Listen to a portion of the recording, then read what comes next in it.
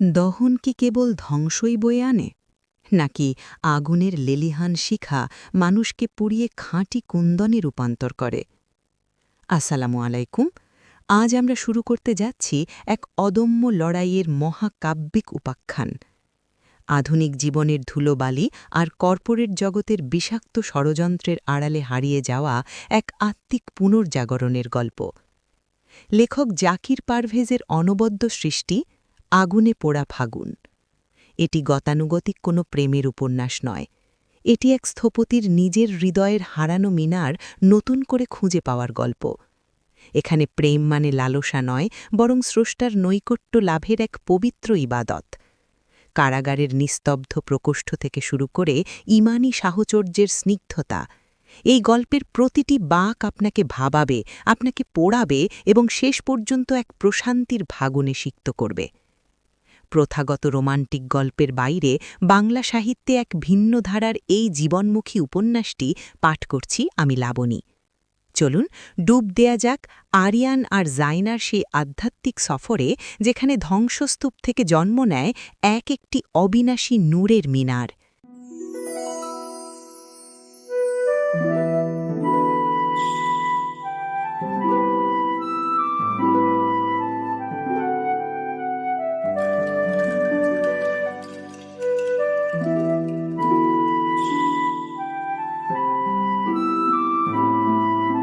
আকাশের রং তখন ফিকে হয়ে আসছে।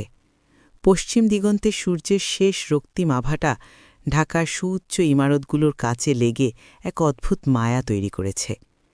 আরিয়ান তার ২০ তলার অফিসের বিশাল কাচের দেয়ালের সামনে দাঁড়িয়েছিল। তার দৃষ্টি বাইরের ব্যস্ত শহরের দিকে থাকলেও মনটা পড়েছিল কোনো এক অজানা মরুপ্রান্তরে। শহরের এই যান্ত্রিক কোলাহল তার কাছে এখন অসহ্য ঠেকে। ধুলোবালি, কালো ধোঁয়া আর মানুষের অন্তহীন ছোটাছুটি সব মিলিয়ে যেন এক বিশাল গোলকধাঁধা। আরিয়ান এখন সফল স্থপতি। তার হাতের ছোঁয়ায় এই শহরে মাথা তুলে দাঁড়িয়েছে অসংখ্য নান্দনিক অট্টালিকা। কিন্তু আজ এই পড়ন্ত বিকেলে তার মনে এক গভীর হাহাকার জেগে উঠল। সে অনুভব করল, তার ডিজাইন করা এই বিশাল ইমারতগুলোর মতোই তার নিজের ভেতরটাও শূন্য, প্রাণহীন। কাচ আর কংক্রিটের এই আভিজাত্যে হয়তো বিলাসিতা আছে, কিন্তু প্রশান্তি নেই। হঠাৎ দরজায় হালকা টোকা পড়ল। আরিয়ানের ভাবনার সুতো ছিঁড়ে গেল। সে নিজেকে সামলে নিয়ে গম্ভীর কণ্ঠে বলল, ভেতরে আসুন। তার ব্যক্তিগত সহকারী ভেতরে ঢুকে বিনীতভাবে জানাল, স্যার, নতুন প্রজেক্টের ল্যান্ডস্কেপ কনসালটেন্ট এসেছেন, তিনি আপনার জন্য অপেক্ষা করছেন। আরিয়ান ঘড়ি দেখল। মাগরিবের আজানের আর বেশি দেরি নেই। সে কিছুটা বিরক্ত হল, কিন্তু পেশাদারিত্বের খাতিরে বলল, তাকে ভেতরে আসতে বলো। পর্দা সরিয়ে ভেতরে ঢুকলেন এক তরুণী। সাধারণ কিন্তু রুচিশীল হিজাব ও ঢিলেঢালা পোশাকে তার অবয়বে এক অনন্য গাম্ভীর্য ফুটে উঠেছে। তার হাঁটাচলায় কোনো চপলতা নেই, বরং এক ধরনের দৃঢ়তা আছে যা সচরাচর এই কর্পোরেট দুনিয়ায় দেখা যায় না। আরিয়ান চেয়ারে বসতে বসতে প্রশ্ন করল, আপনিই মেয়ে ইলমা, আমাদের নতুন মসজিদ কমপ্লেক্স প্রজেক্টের ল্যান্ডস্কেপিং নিয়ে কাজ করবেন? ইলমা চেয়ারে বসল না। সে টেবিলের ওপর রাখা ম্যাপ এবং 3D মডেলের দিকে একবার তাকিয়ে শান্ত স্বরে উত্তর দিল, জি। তবে আপনার এই ডিজাইনটি দেখার পর আমার মনে হচ্ছে আপনি পাথর দিয়ে পাহাড় গড়তে চেয়েছেন, কিন্তু সেখানে ঝর্ণার কলতান রাখতে ভুলে গেছেন। আরিয়ানের ভুরু কুঁচকে গেল। তার কাজের সমালোচনা করার সাহস খুব কম মানুষই দেখায়। সে চেয়ারে হেলান দিয়ে বসল। তার চোখে এক ধরনের চ্যালেঞ্জিং দৃষ্টি। ঝর্ণার কলতান বলতে আপনি কি বোঝাতে চাইছেন? এখানে আধুনিক সব সুযোগ সুবিধা রাখা হয়েছে, এমনকি বিদেশ থেকে আনা মার্বেল পাথরও ব্যবহার করা হবে। ইলমা মৃদু হাসল। সেই হাসিতে কোনো উপহাস ছিল না, ছিল এক গভীর করুণা। সে বলল, আরিয়ান সাহেব, স্থাপত্য মানে কেবল দামি পাথরের প্রদর্শন নয়, বিশেষ করে যখন আপনি আল্লাহর ঘর নিয়ে কাজ করছেন। আপনার এই ডিজাইনটি দেখে মনে হচ্ছে এটি একটি বড় অডিটোরিয়াম, কিন্তু একজন মুমিন যখন মসজিদে ঢোকে, সে দুনিয়ার সব চাকচিক্য ভুলে নিজের রবের সামনে দাঁড়াতে চায়। আপনার এই ডিজাইনে আধুনিকতা আছে প্রচুর, কিন্তু আকিদা বা বিশ্বাসের সেই শীতল পরশটি নেই। আরিয়ানের মনে হল কেউ যেন তার কলিজায় আঘাত করেছে। সে কিছুক্ষণ চুপ করে রইল। বাইরের আকাশ এখন গাঢ় নীল। ইলমা আবার বলতে শুরু করল, আমি চাইছি এই মসজিদের চারপাশের বাগানটি এমন হবে যা কুরআনে বর্ণিত জান্নাতের কথা মনে করিয়ে দেবে। প্রতিটি গাছ, প্রতিটি ঘাস আর পানির ধারা এমন এক ছন্দে থাকবে যাতে একজন মানুষ সেখানে দাঁড়ালেই তার আত্মা তসবিহ পাঠ করতে শুরু করে। আপনি কি চান না আপনার ডিজাইন করা এই ঘরটি মানুষের কান্নার সাক্ষী হোক? আরিয়ান এবার সত্যি সত্যিই থমকে গেল। সে স্থপতি হিসেবে অনেক নাম কামিয়েছে, অনেক পুরস্কার পেয়েছে, কিন্তু কেউ কোনোদিন তাকে এভাবে ভাবায়নি। সে ইলমার চোখের দিকে তাকাল। সেই চোখে এক অটল বিশ্বাস আর শুদ্ধতার আভা। তার মনে হল এই মেয়েটি কেবল মাটি আর ঘাস নিয়ে কাজ করে না, সে মানুষের রূহ নিয়ে কাজ করে। ঠিক তখনই পাশের মসজিদ থেকে মাগরিবের আজান ভেসে এলো। আল্লাহু আকবার, আল্লাহু আকবার। বাতাসে সেই সুর যেন এক জাদুকরী শিহরণ তৈরি করল। ইলমা কথা থামিয়ে মাথা নিচু করে আজান শুনতে লাগল। আরিয়ানের মনে হল এই আজান সে প্রতিদিন শোনে, কিন্তু আজ যেন এই সুর তার হৃদয়ের বদ্ধ কপাটে জোরে আঘাত করছে। আজান শেষ হতে ইলমা ধীর স্থির কণ্ঠে বলল, আমি এখন নামাজে যাব। আপনার ডিজাইন নিয়ে আমার বিস্তারিত প্রস্তাবনা আগামীকাল সকালে পাঠিয়ে দেব। আসসালামু আলাইকুম। সে চলে যাওয়ার পরও আরিয়ান দীর্ঘক্ষণ স্তব্ধ হয়ে দাঁড়িয়ে রইল। তার মনে হল অনেক বছর পর তার তপ্ত বালুকা সদৃশ হৃদয়ে এক ফোঁটা বৃষ্টির ছোঁয়া লেগেছে। এই মেয়েটি কে? সে কি কেবলই একজন কনসালটেন্ট, নাকি তার ঘুমন্ত ইমানকে জাগিয়ে তোলার কোনো আসমানি ইশারা? আরিয়ান জানত না এই পরিচয়টি তার আগুনি পথে চলার প্রথম পদক্ষেপ। সে জানত না এই ফাগুনকে ছুঁতে হলে তাকে এমন এক পরিস্থিতির মুখোমুখি হতে হবে যেখানে তার অহংকার, তার ক্যারিয়ার এবং তার অস্তিত্ব সবকিছুই ছাই হয়ে যাবার উপক্রম হবে।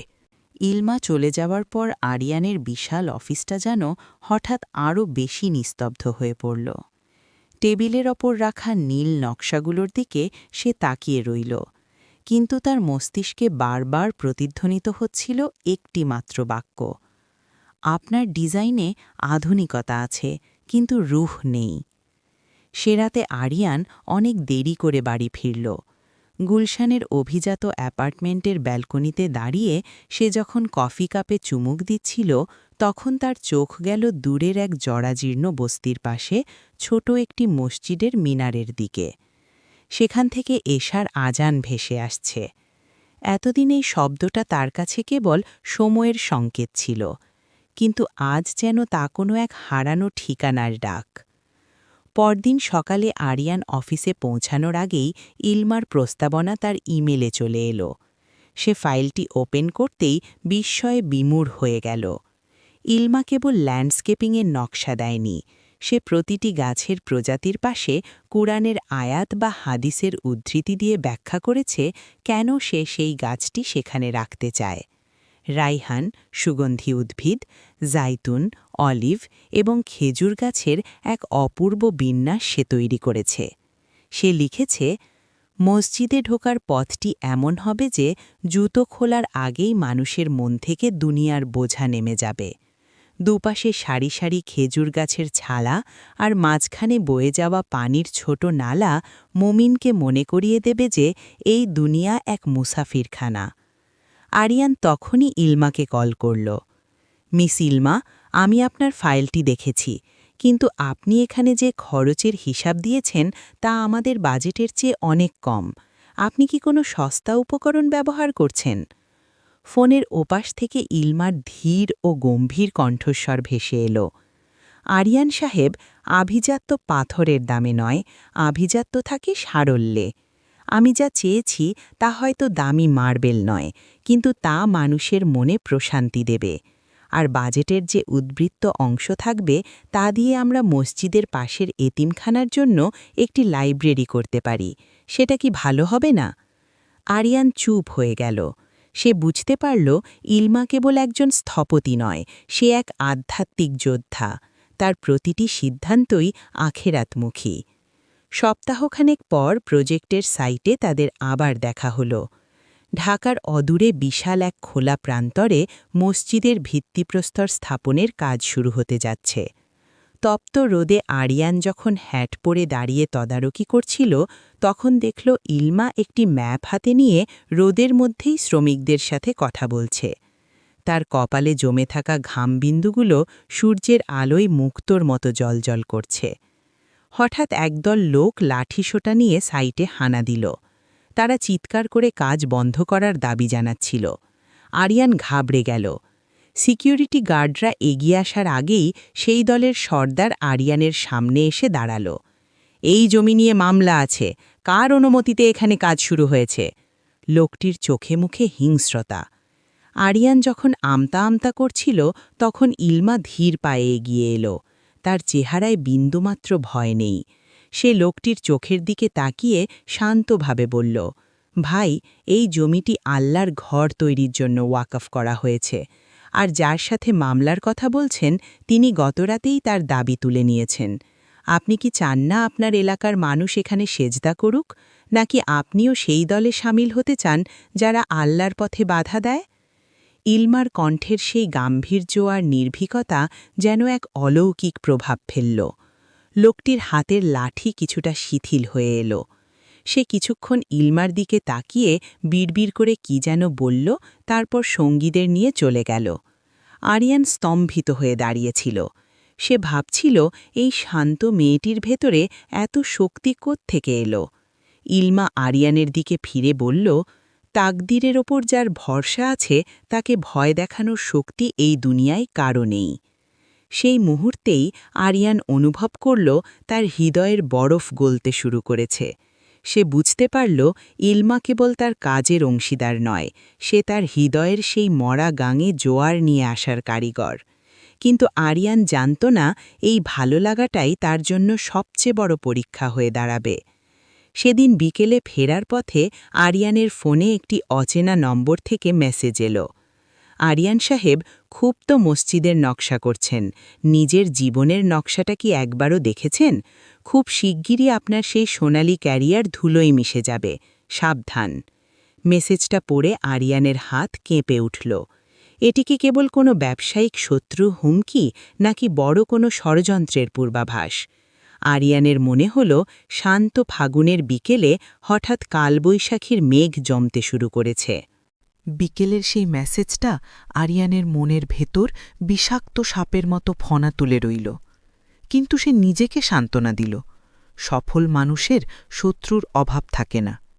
সে রাতে সে ঘুমাতে পারল না। বারান্দায় দাঁড়িয়ে দেখল শহরের নিস্তব্ধতা। এই নিস্তব্ধতা কি ঝড়ের আগের পূর্বাভাস? পরদিন সকালে অফিসে ঢোকার সাথে সাথেই আরিয়ান এক অদ্ভুত গুমোট পরিবেশ অনুভব করল। তার পিএ আমতা আমতা করে বলল, স্যার, বোর্ড মিটিং রুমে ইনভেস্টিগেশন টিমের কয়েকজন সদস্য বসে আছেন। আপনার নামে বড় ধরনের আর্থিক অনিয়মের অভিযোগ এসেছে। আরিয়ানের পায়ের তলা থেকে যেন মাটি সরে গেল। আর্থিক অনিয়ম? কি বলছ এসব? সে দ্রুত পায়ে মিটিং রুমে ঢুকল। সেখানে দুর্নীতি দমন কমিশন এবং তার কোম্পানির প্রধান স্টেকহোল্ডাররা বসে আছেন। তাদের সামনে রাখা এক গাদা নথি। কোম্পানির ম্যানেজিং ডিরেক্টর গম্ভীর স্বরে বললেন, আরিয়ান, আমাদের নতুন সরকারি প্রজেক্টের কাঁচামাল কেনায় কয়েক কোটি টাকার তছরতের প্রমাণ পাওয়া গেছে, আর সব নথিতে তোমার ডিজিটাল সিগনেচার রয়েছে। আরিয়ান বাকরুদ্ধ হয়ে দাঁড়িয়ে রইল। সে জানত সে নির্দোষ, কিন্তু ষড়যন্ত্রের জাল এত নিপুণভাবে বোনা হয়েছে যে তার প্রতিটি যুক্তি ধোপে টিকছিল না। মাত্র কয়েক ঘণ্টার ব্যবধানে আরিয়ানকে সাময়িকভাবে বরখাস্ত করা হল। তার সিল করা হল অফিস রুম। যে মানুষটি গতকাল পর্যন্ত ছিল স্থাপত্য শিল্পের বড়পুত্র, আজ সে এক লহমায় অভিযুক্ত অপরাধী। অপমানে এবং হতাশায় ভেঙে পড়া আরিয়ান যখন পার্কিং লটে এলো, তখন তার চারপাশটা ধূসর মনে হচ্ছিল। সে গাড়িতে না উঠে হাঁটতে শুরু করল। তার কোনো গন্তব্য ছিল না। হাঁটতে হাঁটতে সে যখন সেই নির্মীয়মান মসজিদ কমপ্লেক্সের সামনে পৌঁছাল, তখন সূর্য মাথার ওপরে। প্রচণ্ড রোদে তার চোখ ঝাপসা হয়ে আসছিল। সেখানে দেখল ইলমা একটি গাছের তলায় বসে শ্রমিকদের সাথে দুপুরের খাবার ভাগ করে খাচ্ছে। তাকে দেখে ইলমা উঠে দাঁড়াল। আরিয়ানের বিধ্বস্ত চেহারা দেখে সে কিছু একটা আঁচ করতে পারল, কিন্তু কোনো প্রশ্ন করল না। আরিয়ান কাঁপা গলায় বলল, সব শেষ হয়ে গেছে ইলমা সাহেব, আমার ক্যারিয়ার, আমার সম্মান, সব। কেউ আমাকে ফাঁসিয়েছে। ইলমা কিছুক্ষণ চুপ করে রইল, তারপর সে খুব শান্ত স্বরে বলল, আরিয়ান সাহেব, আপনি কি জানেন গাছ যখন ডালপালা ছাঁটে তখন তার কষ্ট হয়, কিন্তু সেই ডাল ছাঁটার পরেই কিন্তু নতুন কচি পাতা গজায়। আল্লাহ যখন তার কোনো বান্দাকে বড় কিছু দিতে চান তখন আগে তার হাতে থাকা সব অপ্রয়োজনীয় খেলনা কেড়ে নেন, যাতে সে হাত পেতে কেবল তার কাছেই চায়। আরিয়ানের চোখে জল চলে এলো। সে ধপ করে একটি পাথরের ওপর বসে পড়ল। তার এই দম্ভ, এই অহংকার আজ তাকে রক্ষা করতে পারছে না। সে ফিসফিস করে বলল, আমি এখন কি করব? ইলমা তার ব্যাগের ভেতর থেকে একটি ছোট্ট তসবি বের করে আরিয়ানের পাশের পাথরে রাখল। সে আরিয়ানের দিকে না তাকিয়ে আকাশের দিকে তাকিয়ে বলল, যখন দুনিয়ার সব দরজা বন্ধ হয়ে যায় তখন একটা দরজা খোলা থাকে যা কোনোদিন বন্ধ হয় না। সেটা হলো তওবার দরজা। এই ঝড় আপনাকে ধ্বংস করতে আসেনি, এসেছে আপনাকে শুদ্ধ করতে। আপনি কি এই আগুনে পুড়ে ছাই হবেন নাকি কুন্দনের মতো উজ্জ্বল হয়ে বের হবেন, সেটা আপনার সিদ্ধান্ত। আরিয়ান সেই প্রথম অনুভব করল ইলমার প্রতি তার ভালো লাগা কোনো সাধারণ জাগতিক আকর্ষণ নয়। এই মেয়েটি তাকে অন্ধকার থেকে আলোর দিকে টেনে নেয়ার এক ওসিলা। সে বুঝতে পারল প্রেম কেবল পাশাপাশি হাঁটা নয়, প্রেম মানে হল একজন অন্যজনকে সিরাতুল মুস্তাকিমের পথে পথ দেখানো। সেদিন সন্ধ্যায় আরিয়ান নিজের বিলাসবহুল অ্যাপার্টমেন্টে ফিরে গিয়ে লাইট জ্বালাল না। সে অন্ধকারের মধ্যে জায়নামাজ বিছাল। সে জানত না কিভাবে নামাজ পড়তে হয় শুদ্ধভাবে। অনেক বছর সে এই পথ মারায়নি। সে কেবল সিজদায় মাথা রেখে অঝরে কাঁদতে লাগল। তার প্রতিটি চোখের পানি যেন এক একটি অভিযোগ, এক একটি আরতি। সে বলতে লাগল, হে আমার রব, আমি পথ হারিয়ে ফেলেছিলাম। আমি পাথরের দালান গড়েছি কিন্তু নিজের অন্তরের ঘর গড়িনি। তুমি আমায় মাফ করো। সেই রাতে আরিয়ানের জীবনে প্রথমবার এমন এক প্রশান্তি নামল যা সে কয়েক কোটি টাকার প্রজেক্ট সফল করার পরও পায়নি। সে বুঝতে পারল তার ভেতরের ফাগুন আসতে শুরু করেছে, কিন্তু তার আগে তাকে আগুনে পুড়ে নিজের আমিত্বকে ছাই করতে হবে। কিন্তু ষড়যন্ত্রকারীরা থেমেছিল না। মাঝরাতে আরিয়ানের দরজায় কড়া নাড়ল পুলিশ। মিস্টার আরিয়ান, আপনাকে গ্রেফতার করার পরোয়ানা আছে আমাদের কাছে। আরিয়ান পালানোর চেষ্টা করল না। সে খুব ধীর স্থিরভাবে তার ডায়েরিটা হাতে নিল। ডায়েরির প্রথম পাতায় সে লিখেছিল, জীবনটা যখন আল্লাহর কাছে সঁপে দেওয়া হয় তখন কারাগারও জান্নাতের বাগান হয়ে ওঠে। কারাগারের লোহার শিকের ওপারে যখন আরিয়ানকে নিয়ে যাওয়া হচ্ছিল তখন সে কেবল বিড়বিড় করে একটিই কথা বলছিল, হাসবুনাল্লাহু ওয়া নি'মাল ওয়াকিল। কারাগারের সেই সংকীর্ণ কুঠুরিতে যখন লোহার দরজাটা সজোরে বন্ধ হল, সেই শব্দ আরিয়ানের কানে যমদূতের বার্তার মতো শোনাল না, বরং তার মনে হল এক বিশৃঙ্খল জীবন থেকে তাকে কেউ জোর করে এক নির্জন গুহায় বন্দি করে দিয়েছে, যেখানে সে আর তার রব ছাড়া আর কেউ নেই। সিমেন্টের শক্ত বিছানায় শুয়ে আরিয়ান ছাদের দিকে তাকিয়ে রইল। বাইরের আকাশে চাঁদ উঠেছে কিনা সে জানে না, কিন্তু তার মনের ভেতরে এক অদ্ভুত জ্যোৎস্না খেলা করছে। সে ভাবছিল ইলমার কথা। মেয়েটি কি জানত এমন কিছু ঘটবে? কেন সে বলেছিল তাকদীরের উপর ভরসা থাকলে ভয় থাকে না? পরদিন সকালে লকআপের শিক ধরে দাঁড়িয়ে আরিয়ান দেখল কয়েদিদের ছোটাছুটি। সমাজের চোখে সে এখন একজন চোর, একজন প্রতারক, কিন্তু তার অন্তরে এক অদ্ভুত শীতলতা। ঠিক তখনই জেলের সেন্ট্রি এসে জানাল তার সাথে দেখা করতে একজন ভিজিটর এসেছেন। ভিজিটিং রুমে কাঁচের ওপারে দাঁড়িয়েছিল ইলমা। তার চোখে পানি নেই, বরং এক পাহাড় সমুদ্রীরহতা। ওপাশ থেকে ইলমা শান্তস্বরে বলল, আরিয়ান সাহেব, আপনি কি ভেঙে পড়েছেন? আরিয়ান ম্লান হাসল। জেলে আসা কি কোনো মানুষের জন্য আনন্দের খবর হতে পারে ইলমা সাহেব? ইলমা তার দৃষ্টি স্থির রেখে বলল, ইউসুফ আলাইহিসসালামও জেলে গিয়েছিলেন। সেটা ছিল তার বাদশাহ হওয়ার আগের প্রস্তুতি। আল্লাহ আপনাকে এখানে পাঠিয়েছেন দুনিয়ার কোলাহল থেকে দূরে নিয়ে নিজের সাথে কথা বলানোর জন্য। আপনি শুধু জেনে রাখুন, সত্যের জয় হবেই। আপনার বিরুদ্ধে যে মিথ্যা ফাইলগুলো সাজানো হয়েছে তার আসল খসড়া আমার হাতে পৌঁছেছে। আরিয়ান চমকে উঠল। কিভাবে? ইলমা নিজেকে একটু শক্ত করে বলল, যেদিন সাইটে সেই গুন্ডারা এসেছিল সেদিনই আমি বুঝেছিলাম এটা কেবল জমির ঝামেলা নয়। আমি আপনার অফিসের সেই পিয়ের ওপর নজর রাখছিলাম। সে আপনার অজান্তেই ডিজিটাল সিগনেচার চুরি করেছিল। সে এখন পলাতক, কিন্তু তার রেখে যাওয়া ল্যাপটপ আমি উদ্ধার করতে পেরেছি। আইনি লড়াই শুরু হয়েছে।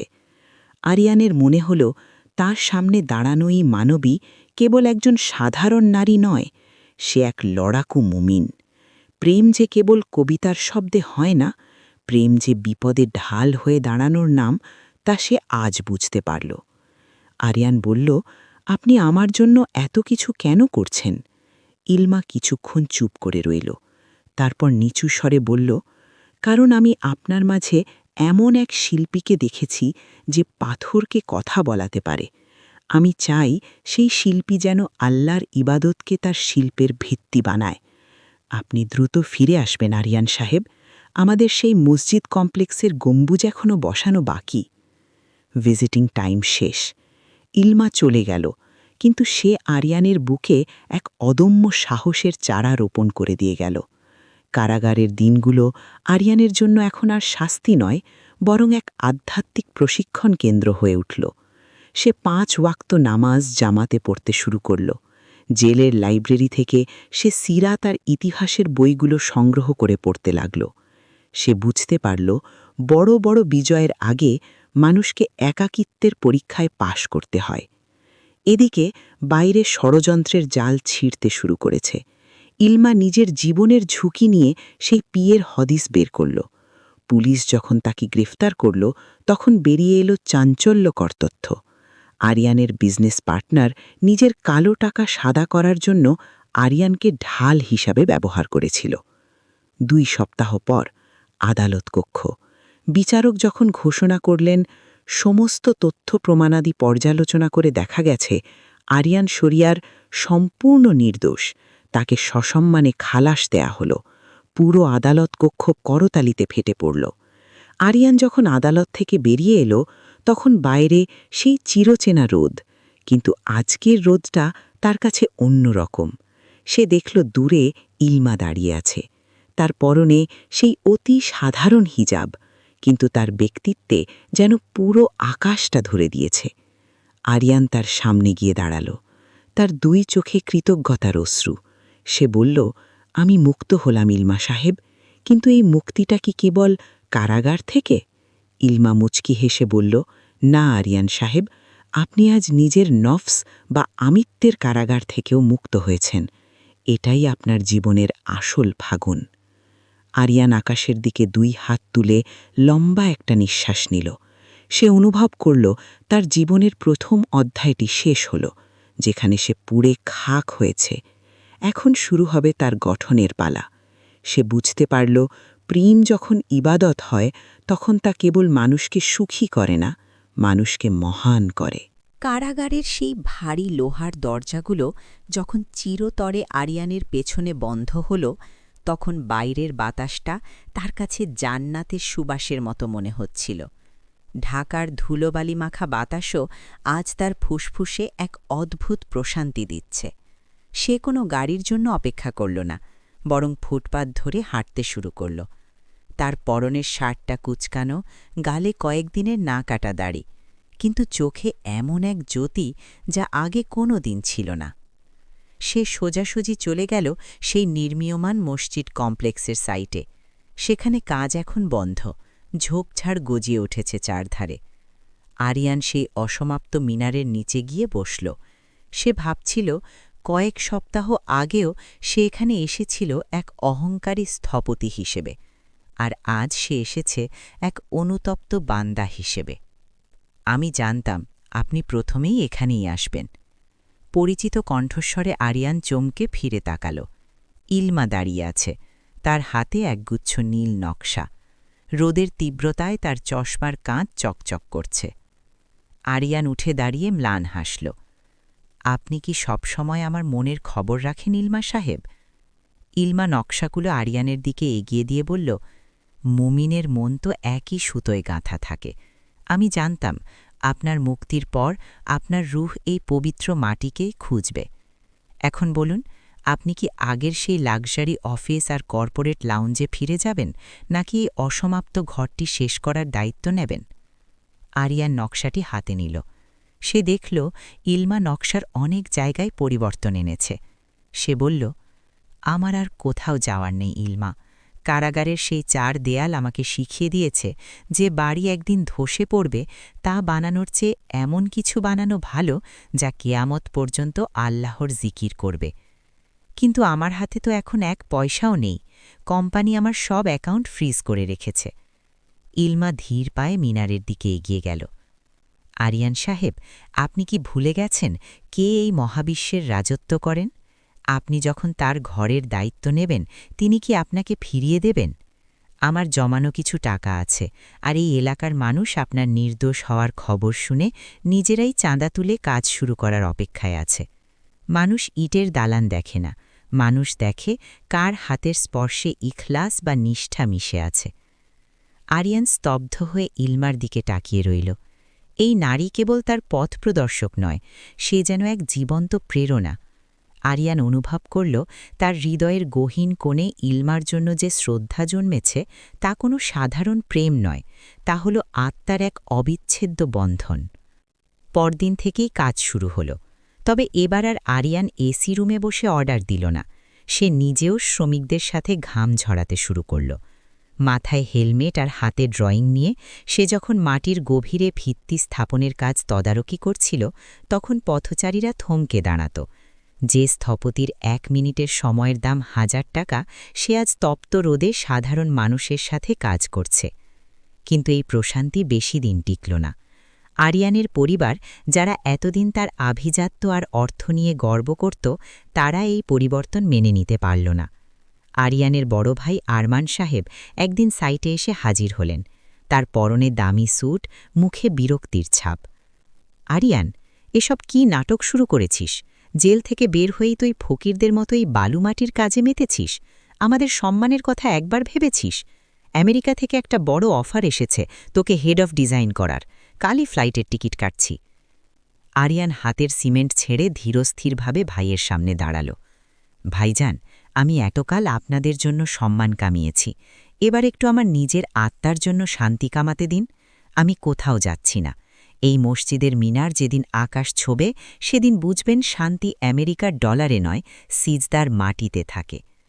আরমান সাহেব রাগে চিৎকার করে উঠলেন, তোর ওই হিজাব পরা কনসালটেন্ট মেয়েটিই তোর মাথা খাচ্ছে। আমি সব খবর রাখি, মনে রাখিস, এই মেয়েটির জন্য তুই আমাদের ফ্যামিলি হারাবি। আরিয়ান স্থির হয়ে দাঁড়াল। তার চোখে এক বজ্রকঠিন তেজ ফুটে উঠল। সে শান্ত কিন্তু দৃঢ়স্বরে বলল, ভাইজান, আপনারা তো আমাকে জেলেই ছেড়ে দিয়েছিলেন। যে বিপদের সময় আমার পাশে দাঁড়িয়েছে, তাকে নিয়ে কথা বলার আগে 2 বার ভাববেন। আর পরিবার মানে কি কেবল রক্তের সম্পর্ক, নাকি সেই সম্পর্ক যা আমাকে আমার রবের কাছে নিয়ে যায়? আরমান সাহেব গটগট করে চলে গেলেন। আরিয়ান একা দাঁড়িয়ে রইল। সে জানত আগুনের শিখা এবার চারপাশ থেকে আসছে। একদিকে আইনি জটিলতা, অন্যদিকে পারিবারিক বিচ্ছেদ। কিন্তু সে হাসল। সে জানে এই লড়াইয়ে সে একা নয়। সেদিন বিকেলে কাজ শেষে আরিয়ান দেখল ইলমা একটি গাছের নিচে তস্তি পড়ছে। আরিয়ান তার কাছে গিয়ে বলল, ইলমা সাহেব, আমার পরিবার আমাকে ত্যাগ করেছে। হয়তো এই প্রজেক্টের টাকা জোগাড় করা আরও কঠিন হবে। আপনি কি এখনও আমার সাথে কাজ করতে চান? ইলমা তসবি থামিয়ে আরিয়ানের দিকে তাকাল। তার চোখে এক গভীর মমতা। সে বলল, আরিয়ান সাহেব, সমুদ্রের ঢেউ দেখে কি মাঝি নৌকা তীরে ভিড়িয়ে দেয়? আল্লাহ যখন পরীক্ষা নেন, তখনই বুঝতে হবে তিনি আমাদের আরও শক্তিশালী করছেন। আপনি একা নন, আপনার সাথে আপনার রব আছেন। আরিয়ান নিচু স্বরে বলল, আর আপনি? ইলমা কিছুক্ষণ নীরব থাকল। তারপর ধীর স্বরে বলল, আমি আপনার সেই সবরের দোয়ায় আছি। যে প্রেম আমাদের সেজদা পর্যন্ত নিয়ে যায় না, সে প্রেম তো কেবল মরীচিকা। আপনি কাজ চালিয়ে যান আরিয়ান, বিজয় আমাদেরই হবে। আরিয়ান অনুভব করল তার ভেতরে এক নতুন শক্তির সঞ্চার হয়েছে। সে বুঝল তার জীবনের এই ফাগুন কেবল আনন্দের নয়, এ হল সত্য প্রতিষ্ঠার এক কঠিন সংগ্রাম। বাতাসে বারুদের গন্ধ নেই, কিন্তু ষড়যন্ত্রের বিষাক্ত নিঃশ্বাস আরিয়ান প্রতি পদক্ষেপে অনুভব করছিল। কয়েকদিন পরই সাইটে সরকারি একটি নোটিশ এলো। এই প্রজেক্টের অর্থায়নের উৎস নিয়ে তদন্ত হবে এবং আপাতত কাজ স্থগিত রাখতে হবে। এটি ছিল আরিয়ানের সেই সাবেক বিজনেস পার্টনার শহরিয়ারের কাজ, যে আরিয়ানকে ফাঁসিয়েছিল। সে চায় না আরিয়ান আবার মাথা তুলে দাঁড়াক।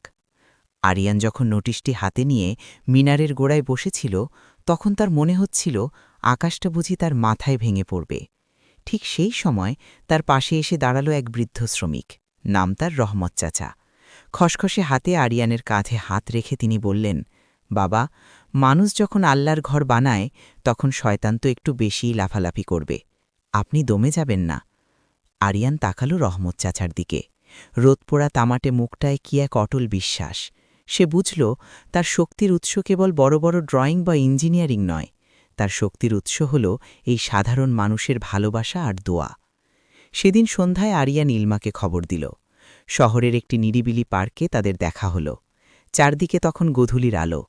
ইলমা যখন এলো, তার চেহারায় এক ধরনের গম্ভীর প্রশান্তি ছিল।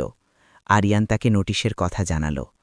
আরিয়ান বিমর্ষ কণ্ঠে বলল, ইলমা সাহেব, আমি হয়তো আর পারছি না, ওরা আমার সব পথ বন্ধ করে দিচ্ছে। আমি কি আসলেই যোগ্য এই কাজের জন্য?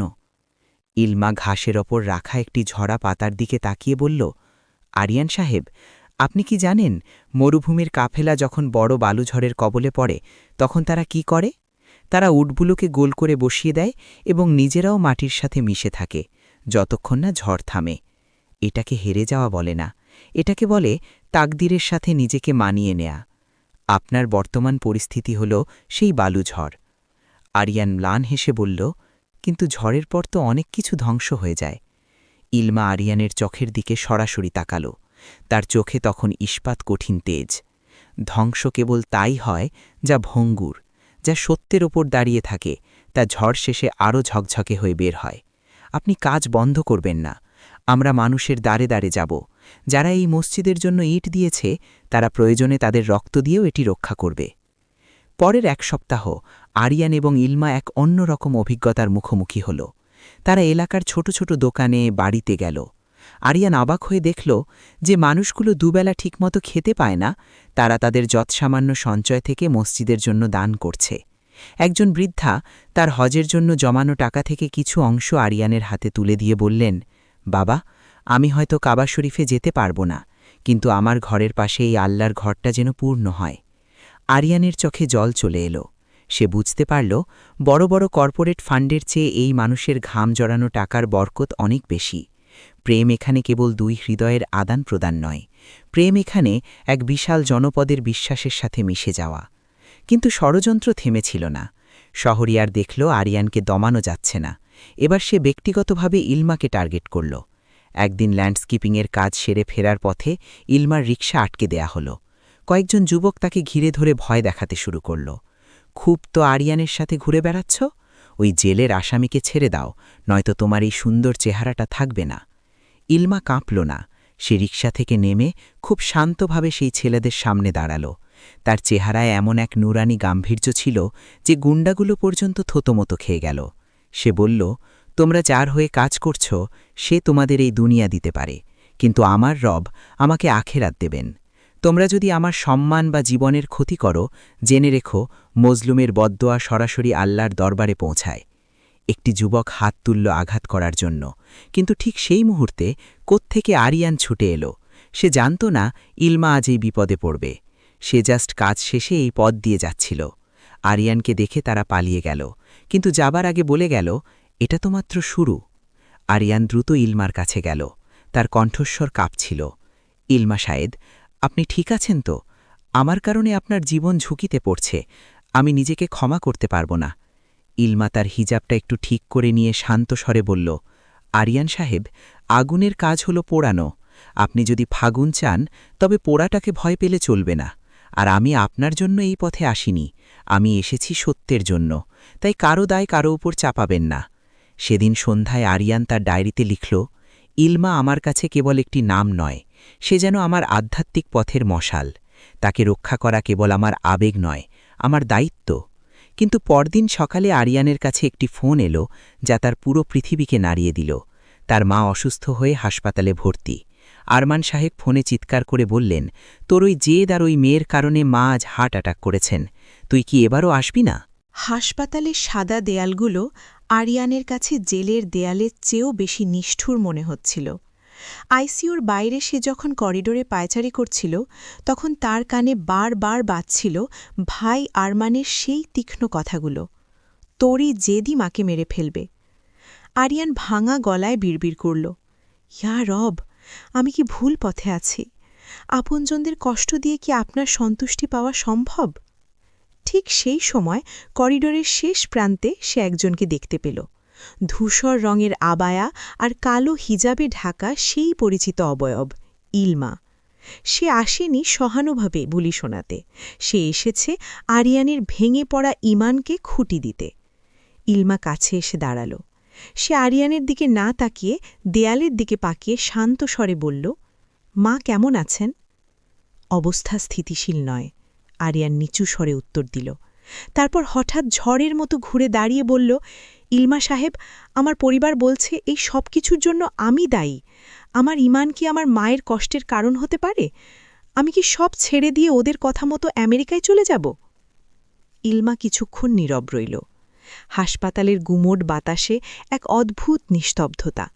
তারপর সে খুব ধীরস্থিরভাবে বলল, আরিয়ান সাহেব, ইব্রাহিম আলাইহিসসালাম যখন তার পরিবার ছেড়ে মরুভূমিতে গিয়েছিলেন, কিংবা মুসা আলাইহিসসালাম যখন তার রাজকীয় জীবন ছেড়ে বেরিয়ে পড়েছিলেন, তখন বাহ্যিকভাবে মনে হয়েছিল তারা পরিবারকে কষ্ট দিচ্ছেন, কিন্তু আসলে তারা বৃহত্তর এক কল্যাণের দিকে যাচ্ছিলেন। আপনার মা অসুস্থ, এটা আল্লাহর পক্ষ থেকে একটা পরীক্ষা, কিন্তু এই পরীক্ষার উসিলায় শয়তান আপনাকে আপনার লক্ষ্য থেকে বিচ্যুত করতে চাইছে। মায়ের সেবা করা আপনার ফরজ দায়িত্ব, কিন্তু তার মানে এই নয় যে আপনি আপনার আদর্শকে বিসর্জন দেবেন। আরিয়ানের চোখে এক ধরনের অসহায়ত্ব। আমি কিভাবে দুটো সামলাব? ইলমা এবার আরিয়ানের চোখের দিকে তাকাল। সেই চোখে হীরা কাটা দৃঢ়তা। তাকদীরের ওপর বিশ্বাস রাখুন। আপনি যদি আল্লাহর ঘরের কাজ নিষ্ঠার সাথে চালিয়ে যান, তবে আল্লাহই আপনার মায়ের হার্টের স্পন্দন নিয়ন্ত্রণ করবেন। ডাক্তার নয়, শেফা দেন তিনি। আপনি কি আপনার রবকে বিশ্বাস করেন না? সেই মুহূর্তে আরিয়ানের মনে হল তার ভেতরে জমে থাকা সব কুয়াশা কেটে যাচ্ছে। সে বুঝতে পারল বিচ্ছেদ বা কষ্ট মানেই পরাজয় নয়, বরং বিচ্ছেদ হল আল্লাহর উপর নির্ভরশীলতা বাড়ানোর এক সুযোগ। সেই রাতেই আরিয়ান হাসপাতালের এক কোণে নির্জনে সেজদায় লুটিয়ে পড়ল। সে কান্নাকাটি করে দোয়া করল, হে আল্লাহ, আমার মাকে সুস্থ করে দিন এবং আমাকে আপনার দিনের পথে অবিচল রাখুন। আমার মা যেন আমার ঈমানের পথে বাধা না হয়ে বরং দোয়ার উসিলা হন। অলৌকিকভাবে পরদিন সকালেই ডাক্তাররা জানালেন আরিয়ানের মায়ের অবস্থা দ্রুত উন্নতি করছে। মা যখন চোখ মেললেন, আরিয়ান তার হাত জড়িয়ে ধরল। মা ম্লান হেসে বললেন, বাবা, তুই যা করছিস তাই কর। আমি স্বপ্নে দেখেছি এক বিশাল সাদা মিনার থেকে আজান হচ্ছে, আর তুই সেখানে দাঁড়িয়ে আছিস। আমার জন্য তুই তোর স্বপ্ন ছাড়িস না। আরিয়ান বুঝল এই দোয়াটাই ছিল তার জীবনের আসল সম্পদ। সে দ্রুত সাইটে ফিরে এল, কিন্তু সেখানে গিয়ে সে দেখল এক ভয়াবহ দৃশ্য। শহরিয়ারের ভাড়াটে গুন্ডারা রাতের আধারে নির্মাণাধীন মসজিদের অনেকখানি অংশ গুড়িয়ে দিয়েছে। ভাঙা ইটের স্তূপ আর ছিঁড়ে ফেলা নকশাগুলো ধুলোয় মিশে আছে। আরিয়ান স্তম্ভিত হয়ে দাঁড়িয়ে রইল। তার মাসের পর মাসের পরিশ্রম কয়েক ঘণ্টায় ধূলিসাৎ করে দেয়া হয়েছে। শ্রমিকরা ভয়ে দূরে দাঁড়িয়ে আছে। ঠিক তখনই ইলমা সেখানে এসে পৌঁছল। ধ্বংসস্তূপের দিকে তাকিয়ে তার চোখ একবারও কাঁপল না। সে আরিয়ানের দিকে তাকিয়ে বলল, আরিয়ান সাহেব, নমরুদু ইব্রাহিম আলাইহিসসালামের জন্য আগুন জ্বালিয়েছিল, কিন্তু সেই আগুন ইব্রাহিমকে পোড়াতে পারেনি। এই ইটের দেয়াল ভাঙা যায়, কিন্তু আপনার ভেতরের ঈমান কি তারা ভাঙতে পেরেছে? আরিয়ান স্তব্ধতা ভেঙে চিৎকার করে বলল, না, তারা যতবার ভাঙবে আমি ততবার গড়ব। এবার আমি এই ইমারত আরও বড় করে তুলব। শ্রমিকরা আরিয়ানের সেই তেজ দেখে সাহসে বুক বাঁধল। তারা আবার কোদাল আর হাতুড়ি তুলে নিল। কিন্তু আরিয়ান জানত না এই ধ্বংসলীলার আড়ালে শহরিয়ার এবার এমন এক আইনি ফাঁদ পেতেছে যা সরাসরি আরিয়ানের চরিত্র আর ইলমার সম্মানকে কলঙ্কিত করার চেষ্টা করবে। ধ্বংসস্তূপের ওপর দাঁড়িয়ে আরিয়ান যখন নতুন করে কাজ শুরু করার শপথ নিল, তখনই পুলিশের একটি ভ্যান সাইটের সামনে এসে থামল। আরিয়ানের বুকটা ধক করে উঠল। আবার কি সেই পুরনো অন্ধকার? কিন্তু এবার অভিযোগ কেবল আর্থিক নয়, এবার আঘাত করা হয়েছে আরিয়ানের সবচেয়ে পবিত্র জায়গায়, তার চরিত্রে। শহরিয়ারের মিডিয়া সেল থেকে প্রচার করা হয়েছে যে আরিয়ান এবং ইলমা এই প্রজেক্টের আড়ালে অনৈতিক সম্পর্কে লিপ্ত এবং তারা মানুষের ধর্মীয় আবেগকে পুঁজি করে টাকা আত্মসাৎ করছে। আদালতে সমন হাতে নিয়ে আরিয়ান যখন কাঠকড়ায় দাঁড়াল, তখন গ্যালারিতে বসা মানুষের চোখে ছিল ঘৃণা। যারা কাল পর্যন্ত তাকে দোয়া করত, আজ তারা গুজবের আগুনে ফুঁসছে। ইলমাকেও বিবাদী হিসেবে ডাকা হয়েছে। তাকে দেখে সমাজের কিছু তথাকথিত নীতিবান মানুষ বাঁকা চোখে তাকাচ্ছিল। বিপক্ষ আইনজীবীর প্রতিটি প্রশ্ন ছিল বিষাক্ত তীরের মতো। আরিয়ান সাহেব, আপনি কি অস্বীকার করতে পারেন যে আপনি এই তরুণীর মোহে পড়ে আপনার পারিবারিক আভিজাত্য ত্যাগ করেছেন? আপনার এই মসজিদ প্রজেক্ট কি কেবলই তাকে খুশি করার একটি মাধ্যম নয়? আরিয়ান শান্ত হয়ে দাঁড়িয়ে রইল। তার ভেতরে এক অদ্ভুত নিস্তব্ধতা। সে একবার ইলমার দিকে তাকাল। ইলমা মাথা নিচু করেনি, বরং তার চেহারায় এক অপার্থিব প্রশান্তি। সে যেন কোনো এক অদৃশ্য শক্তি থেকে বল পাচ্ছে। আরিয়ান আদালতের দিকে তাকিয়ে গম্ভীর স্বরে বলল, মাননীয় আদালত, প্রেমকে আপনারা যদি কেবল জৈবিক আকর্ষণ মনে করেন তবে আমার আর কিছু বলার নেই। কিন্তু আমি যে প্রেমের কথা বলছি তা মানুষকে ধ্বংস করে না, বরং মানুষকে সেজদাহ পর্যন্ত পৌঁছে দেয়। আমি যদি এই নারীর মোহে পড়তাম তবে আমি তাকে নিয়ে প্রমোদ ভ্রমণে যেতাম, ধুলোবালিতে মসজিদ গড়তে আসতাম না। ইলমা সাহেব আমার জন্য কেবল একজন সহকর্মী নন, তিনি আমার আত্মাকে জাগিয়ে তোলার এক মাশাল। কাঠগড়ায় ইলমার পালা এলো। উকিল তাকে অপদস্থ করার জন্য প্রশ্ন করল, মিস এলমা, একজন পর্দানিসীন নারী হয়ে আপনি কিভাবে একজন পরপুরুষের সাথে দিনরাত সাইটে কাটান? আপনার আকিদা কি আপনাকে এই শিক্ষা দেয়? ইলমা ধীর পায়ে মাইক্রোফোনের সামনে এসে দাঁড়াল। পুরো আদালত কক্ষ তখন পিন পতন নিস্তব্ধ। সে খুব ধীর স্বরে বলল, আমার আকিদা আমাকে শিখিয়েছে অন্যায়ের প্রতিবাদ করতে এবং সত্যের পক্ষে লড়তে। আমি আরিয়ানের সাথে নির্জনে সময় কাটাইনি, আমি কাটিয়েছি কয়েকশো শ্রমিকের চোখের সামনে, তপ্ত রোদে।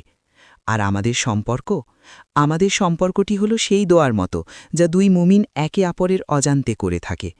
যদি একজন মানুষকে অন্ধকার থেকে আলোর দিকে ফিরিয়ে আনা অপরাধ হয়, তবে আমি অপরাধী। সেদিন আদালত কক্ষের পরিবেশ পাল্টে গেল। সত্যের এমন এক তেজ তাদের কণ্ঠে ছিল যে শহরিয়ারের সাজানো মিথ্যাগুলো তাসের ঘরের মতো ভেঙে পড়ল। বিচারক যখন ঘোষণা করলেন যে অভিযোগগুলো ভিত্তিহীন এবং ষড়যন্ত্রমূলক, তখন আরিয়ান দেখল জানলার ওপাশে আকাশের মেঘ সরে দিয়ে রোদের এক ঝিলিক এসে ইলমার মুখে পড়েছে। কিন্তু বিজয় তখনও পূর্ণ হয়নি। আদালত থেকে বের হবার পর শহরিয়ার তার শেষ চালটি চালল। সে আরিয়ানের ভাইকে হাত করে আরিয়ানের সব পৈতৃক সম্পত্তি থেকে তাকে বঞ্চিত করার আইনি ব্যবস্থা করে ফেলেছে। আরিয়ান এখন আক্ষরিক অর্থেই নিঃস্ব। সেদিন সন্ধ্যায় সেই অসমাপ্ত মসজিদের ছাদে দাঁড়িয়ে আরিয়ান শহরের আলো দেখছিল। তার পকেটে 1 টাকাও নেই, থাকার জায়গাটুকুও অনিশ্চিত। ইলমা তার পেছনে এসে দাঁড়াল। সে বলল, আরিয়ান সাহেব, আপনি কি ভয় পাচ্ছেন? আরিয়ান ম্লান হাসল। ভয় নয় ইলমা, আমি ভাবছি আল্লাহ আমাকে এক এক করে সব দিক থেকে একা করে দিচ্ছেন কেন? আমার পরিবার নেই, টাকা নেই, এমনকি নামটাও কলঙ্কিত করার চেষ্টা করা হলো। ইলমা আকাশের ধ্রুবতারার দিকে ইঙ্গিত করে বলল, কারণ আল্লাহ আপনাকে দেখাতে চান যে যার কেউ নেই তার তিনি আছেন। আপনি যখন নিঃস্ব হবেন তখনই আপনি তার জ্ঞানী বা অভাবমুক্ত গুণের আসল স্বাদ পাবেন। আপনি কি জানেন এই ধ্বংসস্তূপ থেকেই এখন এমন এক পুষ্পোদ্যান জন্মাবে যা পুরো শহরকে সুবাস দেবে?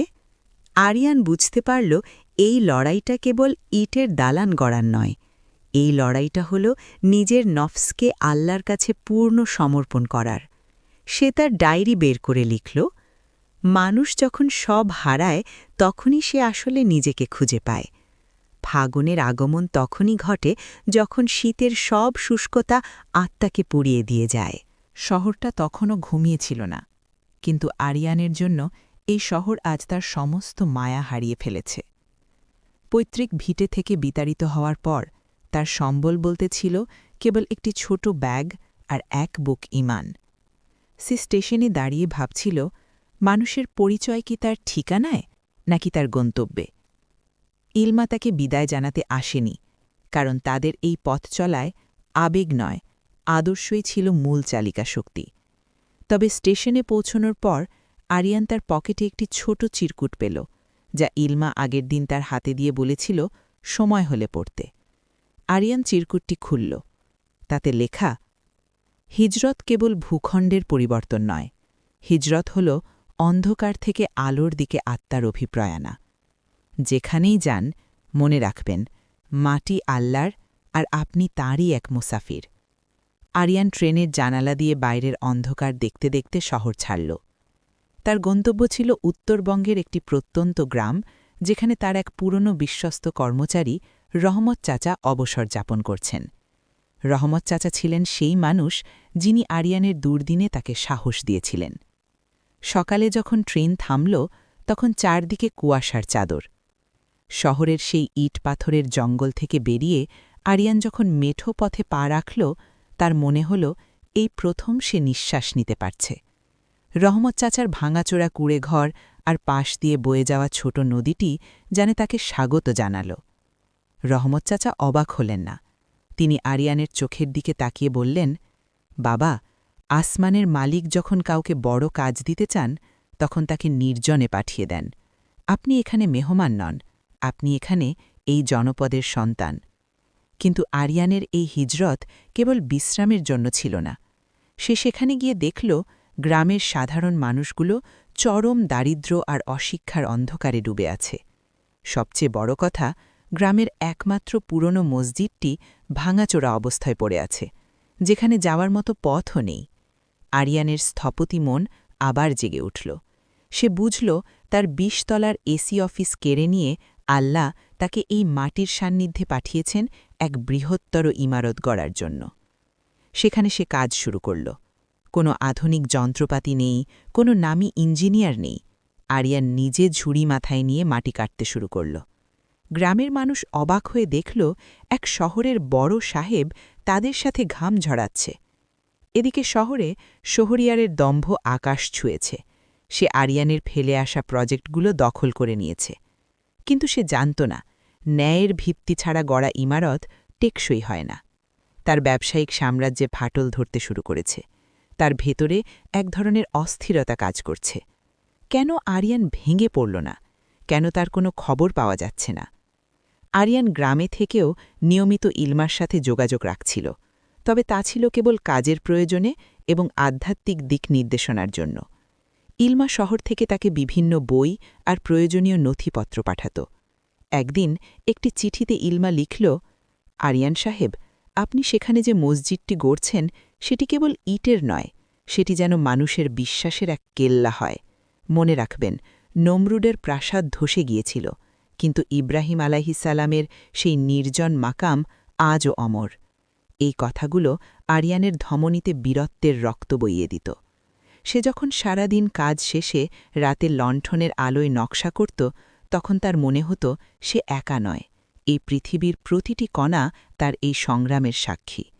কিন্তু গ্রামেও বাধা এলো। স্থানীয় প্রভাবশালী একজন জোতদার, যে ধর্মের দোহাই দিয়ে মানুষকে শোষণ করত, সে আরিয়ানের এই জনপ্রিয়তাকে ভয় পেতে শুরু করল। সে বুঝতে পারল, এই শিক্ষিত যুবকটি যদি মানুষের মনের ভয় দূর করে দেয়, তাহলে তার রাজত্ব থাকবে না। একদিন জুম্মার নামাজের পর সেই জোতদার তার দলবল নিয়ে আরিয়ানের সামনে এসে দাঁড়াল। শুনলাম তুমি শহরের বড় ইঞ্জিনিয়ার, তাই এই অজাপাড়া গায়ে মসজিদ বানিয়ে কি ফায়দা লুটতে চাও? কার অনুমতিতে তুমি এখানকার মানুষকে খ্যাপাচ্ছ? আরিয়ান ধীর পায়ে এগিয়ে এলো। তার চোখে সেই নির্ভীকতা, যা সে বিপদের দিনে অর্জন করেছিল। সে শান্ত স্বরে বলল, চৌধুরী সাহেব, অনুমতি তার কাছ থেকে নিয়েছি যার জমিনে আমরা দাঁড়িয়ে আছি। আর ফায়দা তো কেবল আমার রব জানেন। আমি এখানে মানুষকে খ্যাপাচ্ছি না, আমি তাদের নিজের মেরুদণ্ড সোজা করে দাঁড়াতে শেখাচ্ছি। জোতদার চিৎকার করে উঠল, মনে রেখিস, এই এলাকা আমার হুকুমে চলে। কাল থেকে যদি এই কাজ বন্ধ না হয়, তাহলে এই নদীর জলেই তোর হাড়গোড় ভাসিয়ে দেব। আরিয়ান বিন্দু মাত্র বিচলিত হল না। সে আকাশের দিকে তাকিয়ে একটা গভীর নিঃশ্বাস নিয়ে বলল, এই নদীও যার হুকুমে চলে, আমিও তার হুকুমে চলি। আপনার হুকুম তো কেবল এক মুঠো বাতাসের মতো, যা আজ আছে কাল নেই। সেই দিন থেকে শুরু হল আরিয়ানের নতুন এক লড়াই। একাকী বীরের মতো সে একাই এক বিশাল প্রতিপক্ষের সামনে দাঁড়িয়ে রইল। কিন্তু সে জানত এই আগুনে পুড়েই তার জীবনের শ্রেষ্ঠ ফাগুন ফুটে উঠবে। জোতদার মোবারক চৌধুরীর হুমকির পর গ্রামের বাতাসে এক ধরনের চাপা উত্তেজনা বিরাজ করছিল। গ্রামের সাধারণ মানুষ, যারা এতদিন আরিয়ানের সাথে কাঁধে কাঁধ মিলিয়ে কাজ করছিল, তাদের চোখে এখন শঙ্কা। তারা জানে মোবারক চৌধুরীর লাঠিয়াল বাহিনীর প্রতাপ কত ভয়ঙ্কর। কিন্তু আরিয়ান দমে যাওয়ার পাত্র নয়। সে জানে ভয়ে যখন একবার মানুষের মেরুদণ্ড দখল করে নেয়, তখন সেখানে আর ঈমানের চারা গজাতে পারে না। সেদিন রাতে আরিয়ান নদীর পাড়ে বসেছিল। চাঁদের আলো নদীর বুকে ঝিলমিল করছে। হঠাৎ তার ফোনে একটি মেসেজ এলো। ইলমা পাঠিয়েছে। আরিয়ান সাহেব, শত্রুর গর্জন যখন বাড়ে, বুঝবেন বিজয়ের মুহূর্ত ঘনিয়ে আসছে। মোবারক চৌধুরী সম্পর্কে কিছু তথ্য আপনার ইমেলে পাঠিয়েছি। শহর থেকে আমাদের আইনি দল খোঁজ নিয়েছে, সে যে জমিগুলো দখল করে আছে তার বড় একটা অংশ আসলে সরকারি এবং জনকল্যাণমূলক কাজের জন্য বরাদ্দ। আপনি তাকে ভয় পাবেন না, বরং সত্য দিয়ে তাকে আক্রমণ করুন। আরিয়ান মনে মনে ইলমার কৃতজ্ঞতা প্রকাশ করল। সে অনুভব করল দূরে থেকেও এই মেয়েটি কিভাবে তার অদৃশ্য শক্তি হয়ে দাঁড়িয়ে আছে। প্রেম যখন ইবাদত হয়ে ওঠে, তখন তা কেবল হৃদয়ে মায়া বাড়ায় না, তা লড়াই করার অস্ত্রও যোগায়। পরদিন ভোরেই মোবারক চৌধুরীর লাঠিয়ালরা সাইটে এসে কাজ বন্ধ করে দিল। তারা সিমেন্টের বস্তাগুলো নদীতে ফেলে দিতে শুরু করল। গ্রামের মানুষ জড়ো হলেও ভয়ে কেউ সামনে আসছিল না। আরিয়ান ধীর পায়ে ভিড় ঠেলে সামনে এগিয়ে এলো। তার হাতে কোনো অস্ত্র নেই, কিন্তু তার চোখের দৃষ্টিতে এমন এক গাম্ভীর্য ছিল যে প্রধান লাঠিয়ালটি থমকে দাঁড়াল। থামুন! আরিয়ানের কণ্ঠস্বর গ্রামের নিস্তব্ধতাকে চিরে দিল। আপনারা যা করছেন তা কেবল আমাকে নয়, এই গ্রামের ভবিষ্যৎকে অপমান করছেন। মোবারক চৌধুরী সেখানে উপস্থিত হলেন। কি হে শহরের ছোকরা, অনেক বীরত্ব দেখালে, এখন পালাবে নাকি এই নদীতে চুবিয়ে মারব? আরিয়ান এক পা এগিয়ে গিয়ে শান্তস্বরে বলল, চৌধুরী সাহেব, চুবিয়ে আপনি আমাকে মারতে পারেন, কিন্তু আমার পকেটে থাকা এই কাগজগুলো তো আপনি মারতে পারবেন না।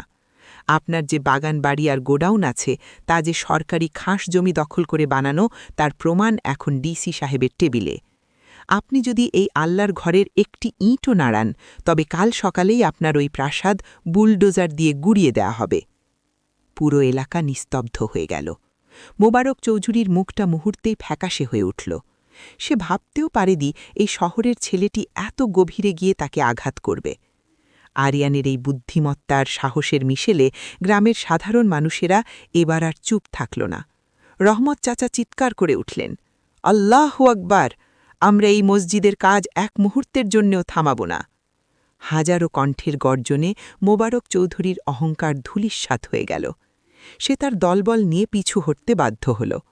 আরিয়ান জানত এটা কেবল ছোট এক বিজয়, সামনে আরও বড় পরীক্ষা বাকি। এদিকে আরিয়ানের মা, যিনি হাসপাতালে সুস্থ হওয়ার পর থেকে আরিয়ানের এই পরিবর্তনের কথা ভাবছিলেন, তিনি আর স্থির থাকতে পারলেন না। তিনি আরমানকে বললেন, তোর ওই আভিজাত্য আর অহংকার তোকে অন্ধ করে দিয়েছে আরমান। আমার ছেলেটা ধুলোয় বসে মানুষের সেবা করছে, আর তুই এখানে বসে তার বিরুদ্ধে ষড়যন্ত্র করছিস। আমাকে আরিয়ানের কাছে নিয়ে চল। আরমান সাহেব মায়ের এই জেদের সামনে হার মানলেন। তারা যখন সেই প্রত্যন্ত গ্রামে পৌঁছলেন, তখন সূর্য ডুবুডুবু। গ্রামের মেঠো পথে তারা দেখলেন এক অদ্ভুত দৃশ্য। এক বিশাল ইমারত মাথা তুলে দাঁড়াচ্ছে, যার প্রতিটি খাঁজে আধুনিকতা আর আধ্যাত্মিকতার এক অপূর্ব মেলবন্ধন। আর আরিয়ান, সে সাধারণ এক লুঙ্গি আর গেঞ্জি পরে শ্রমিকদের সাথে মিলে কাজ শেষ করে নদীর পানিতে অজু করছে। মা তার ছেলেকে দেখে চোখের পানি ধরে রাখতে পারলেন না। আরিয়ান! আরিয়ান ফিরে তাকাল। মাকে দেখে তার সমস্ত ক্লান্তি যেন এক নিমিষেই ধুয়ে গেল। সে মায়ের পায়ের কাছে বসে পড়ল। মা তার মাথায় হাত রেখে বললেন, বাবা, আমি ভুল ছিলাম, তোর এই পথই আসল পথ। আমি আমার গয়না আর সম্পত্তি বিক্রি করে দিয়ে এসেছি তোর এই মসজিদ পূর্ণ করার জন্য। আরিয়ানের চোখে জল। সে বুঝল আল্লাহ যখন কারো উপর সন্তুষ্ট হন তখন তার শত্রুকেও মিথ্যে পরিণত করে দেন। সেদিন রাতে আরিয়ান ইলমাকে কল করল। সে বলল, ইলমা সাহেব, আজ আমার মা এসেছেন, তিনি আমাদের এই স্বপ্নকে গ্রহণ করেছেন। আমার মনে হচ্ছে আগুনের শিখাগুলো এখন ফুলের পাপড়িতে পরিণত হচ্ছে। ইলমা ফোনের ওপাশ থেকে মৃদু হাসল। বলেছিলাম না আরিয়ান সাহেব, ফাগুন আসতে দেরি হয়, কিন্তু যখন আসে তখন চারিদিক সুবাসে ভরে যায়। তবে মনে রাখবেন, আসল পরীক্ষা হল বিজয়ের সময় বিনয়ী থাকা।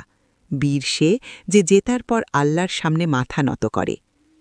আরিয়ান আকাশের সেই অগন্তি তারার দিকে তাকিয়ে ভাবল, জীবনটা কত অদ্ভুত। কয়েক মাস আগেও সে ছিল সম্পদের কাঙাল, আর আজ সে বিশ্বাসের রাজা। কিন্তু সে জানত না, শহর থেকে শহরিয়ার তার শেষ মরণ কামড়টি দেওয়ার জন্য এক নতুন ষড়যন্ত্রের জাল বুনছে, যা সরাসরি আরিয়ানের জীবনের সবচেয়ে প্রিয় মানুষটিকে টার্গেট করবে। গ্রামের সেই অসমাপ্ত মসজিদের প্রাঙ্গণে আজ এক অদ্ভুত পবিত্রতা ছড়িয়ে আছে। আরিয়ানের মা আসার পর থেকে কাজ যেন আরও 10 গুণ গতিতে চলতে লাগল। কিন্তু এই প্রশান্তির আড়ালে শহরের আকাশে তখন দুর্যোগের ঘনঘটা। শহরিয়ার যখন দেখল আরিয়ানকে নিঃস্ব করেও থামানো যাচ্ছে না, এমনকি তার মাও তার পক্ষে চলে গেছেন, তখন সে তার চরম নিষ্ঠুরতার পথ বেছে নিল। সে জানত আরিয়ানের সবচেয়ে বড় শক্তির নাম ইলমা। আরিয়ানকে মানসিকভাবে পঙ্গু করে দেওয়ার জন্য সে ইলমাকে অপহরণ করার পরিকল্পনা করল। সেদিন বিকেলে আরিয়ান সাইটে কাজ তদারকি করছিল। হঠাৎ তার ফোনে একটি ভিডিও কল এলো। স্ক্রিনে ভেসে উঠল শহরিয়ারের ক্রূর হাসি। কিন্তু তার পেছনে যা দেখা যাচ্ছিল তা দেখে আরিয়ানের হাতের ফোনটা প্রায় পড়ে যাচ্ছিল। ইলমা একটি অন্ধকার ঘরে একটি চেয়ারে বন্দী হয়ে আছে। তার মুখে কাপড় বাঁধা, কিন্তু চোখের সেই হীরাকাটা দৃঢ়তা তখনও অম্লান। কি হে আরিয়ান সাহেব, শহরিয়ারের কণ্ঠস্বরে পৈশাচিক আনন্দ। খুব তো মিনার গড়ছ গ্রামে বসে। তোমার এই মশালটি যদি আজ নিভে যায়, তবে কি সেই মিনারে আজ? গ্রামের সেই অসমাপ্ত মসজিদের প্রাঙ্গণে আজ এক অদ্ভুত পবিত্রতা ছড়িয়ে আছে। আরিয়ানের মা আসার পর থেকে কাজ যেন আরও 10 গুণ গতিতে চলতে লাগল। কিন্তু এই প্রশান্তির আড়ালে শহরের আকাশে তখন দুর্যোগের ঘনঘটা। শহরিয়ার যখন দেখল আরিয়ানকে নিঃস্ব করেও থামানো যাচ্ছে না, এমনকি তার মাও তার পক্ষে চলে গেছেন, তখন সে তার চরম নিষ্ঠুরতার পথ বেছে নিল। সে জানত আরিয়ানের সবচেয়ে বড় শক্তির নাম ইলমা। আরিয়ানকে মানসিকভাবে পঙ্গু করে দেওয়ার জন্য সে ইলমাকে অপহরণ করার পরিকল্পনা করল। সেদিন বিকেলে আরিয়ান সাইটে কাজ তদারকি করছিল। হঠাৎ তার ফোনে একটি ভিডিও কল এলো। স্ক্রিনে ভেসে উঠল শহরিয়ারের ক্রূর হাসি। কিন্তু তার পেছনে যা দেখা যাচ্ছিল তা দেখে আরিয়ানের হাতের ফোনটা প্রায় পড়ে যাচ্ছিল। ইলমা একটি অন্ধকার ঘরে একটি চেয়ারে বন্দী হয়ে আছে। তার মুখে কাপড় বাঁধা, কিন্তু চোখের সেই হীরাকাটা দৃঢ়তা তখনও অম্লান। কি হে আরিয়ান সাহেব, শহরিয়ারের কণ্ঠস্বরে পৈশাচিক আনন্দ। খুব তো মিনার গড়ছ গ্রামে বসে। তোমার এই মশালটি যদি আজ নিভে যায়, তবে কি সেই মিনারে আজ আজান হবে? আমি তোমাকে 24 ঘণ্টা সময় দিচ্ছি। তুমি ওই মসজিদের কাজ বন্ধ করবে এবং সমস্ত প্রজেক্টের সত্ত্ব আমার নামে লিখে দেবে। না হলে তোমার এই ইবাদত তুল্য প্রেম চিরতরে হারিয়ে যাবে। আরিয়ানের পুরো শরীর রাগে কাঁপতে লাগল। তার শিরায় শিরায় বীরত্বের রক্ত টকবগিয়ে উঠল। সে চিৎকার করে বলতে চাইল, শহরিয়ার, তোকে আমি শেষ করে দেব। কিন্তু ঠিক তখনই সে দেখল ভিডিওতে ইলমা তার চোখের ইশারায় তাকে কিছু একটা বোঝাতে চাইছে। সে ভয় পাচ্ছে না, বরং সে যেন আরিয়ানকে ইশারা করছে ভেঙে না পড়তে। আরিয়ান শান্ত হল। সে দীর্ঘ একটা নিঃশ্বাস নিয়ে বলল, শহরিয়ার, তুই আমাকে চিনিস, কিন্তু আমার রবকে চিনিস না। তুই যদি মনে করিস একজনকে বন্দি করে সত্যকে থামিয়ে দিবি, তবে তুই ভুল করছিস। কলটি কেটে যাওয়ার পর আরিয়ান থমকে বসে পড়ল না। সে জায়নামাজে দাঁড়িয়ে গেল। তার জীবনের সবচেয়ে দীর্ঘ সিজদাটি সে আজ করল। সে জানত মানুষের ক্ষমতা যেখানে শেষ হয়, সেখান থেকে আল্লাহর কুদরত শুরু হয়। সিজদা থেকে উঠে তার চেহারায় এক অন্যরকম তেজ ফুটে উঠল। সে রহমত চাচাকে ডেকে বলল, চাচা, গ্রামের যুবকদের জড়ো করুন। আজ আমাদের কেবল মসজিদ গড়ার সময় নয়, আজ জালিমের হাত থেকে সত্যকে উদ্ধার করার সময়।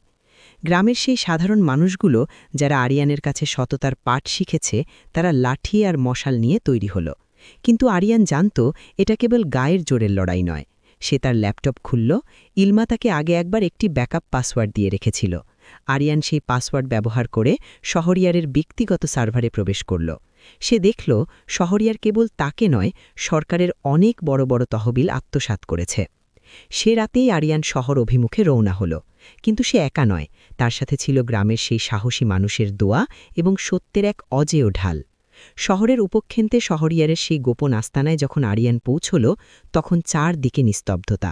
শহরিয়ার ভাবছিল আরিয়ান হয়তো দলিল নিয়ে আসবে, কিন্তু সে দেখল আরিয়ানের সাথে পুলিশের একটি বিশেষ দল এবং মিডিয়ার ক্যামেরা। আরিয়ান নির্ভীকভাবে আস্তানার ভেতরে ঢুকল। শহরিয়ার রিভলভার উঁচিয়ে ধরল। দাঁড়াও আরিয়ান, তুমি একা এসেছ? আরিয়ান হাসল। সেই হাসিতে এক ধরনের অবজ্ঞা ছিল। না শহরিয়ার, আমি একা আসিনি। আমার সাথে আছে এই জনপদের মজলুম মানুষের অভিশাপ এবং আমার রবের ফায়সালা।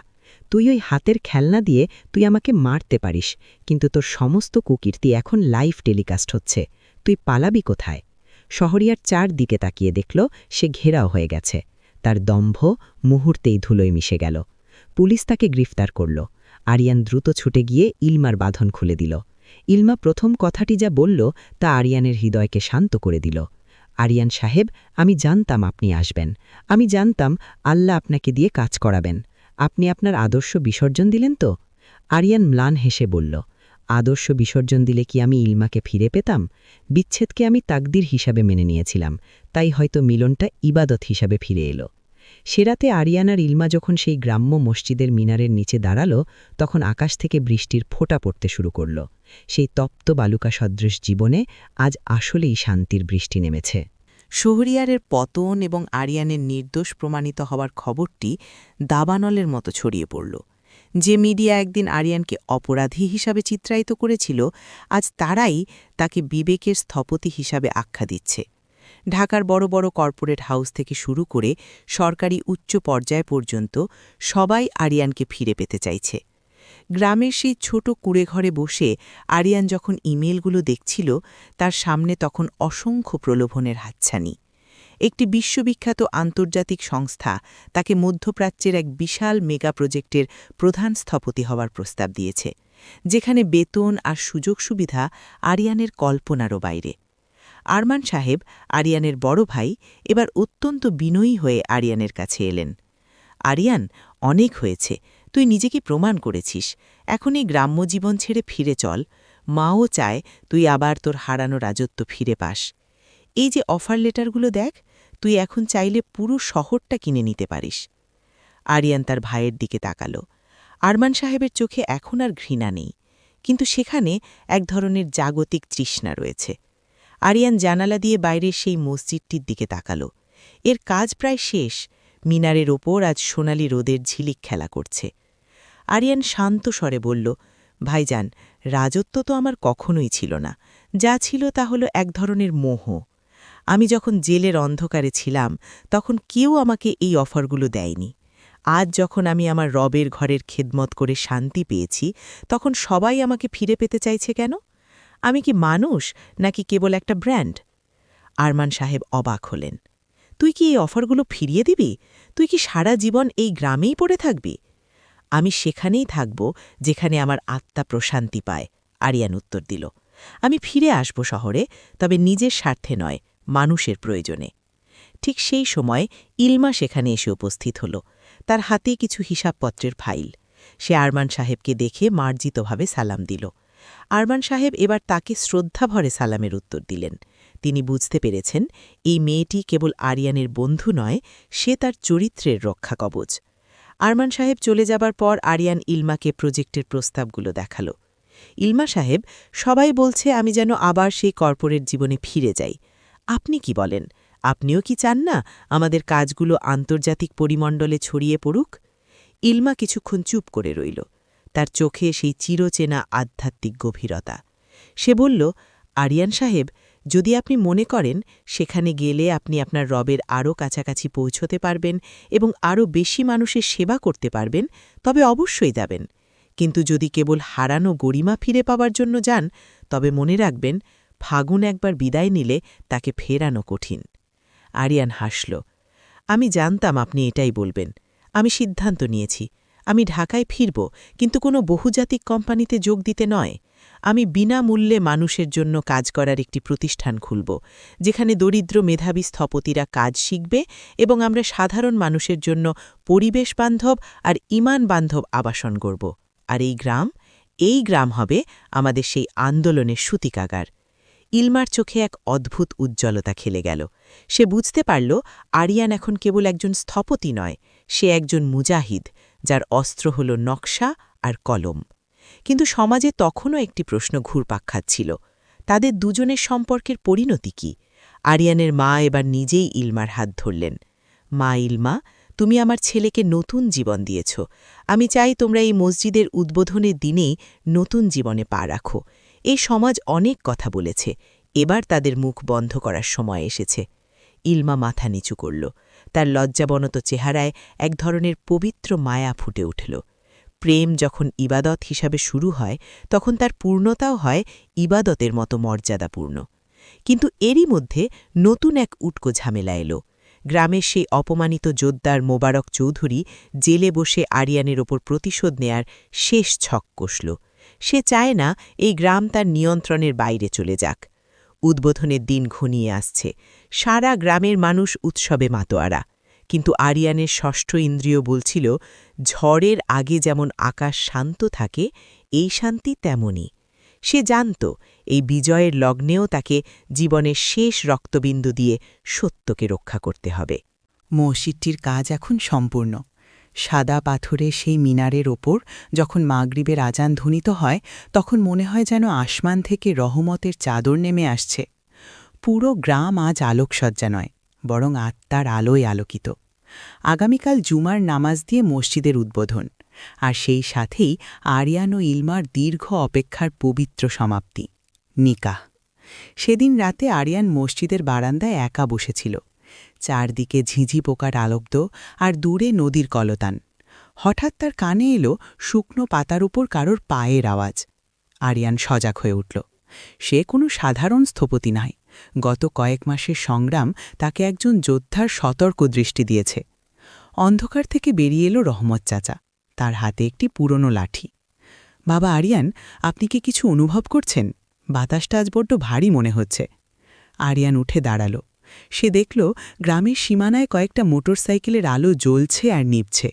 সে বুঝতে পারল মোবারক চৌধুরীর ক্যাডাররা তাদের শেষ মরণ কামড় দিতে আসছে।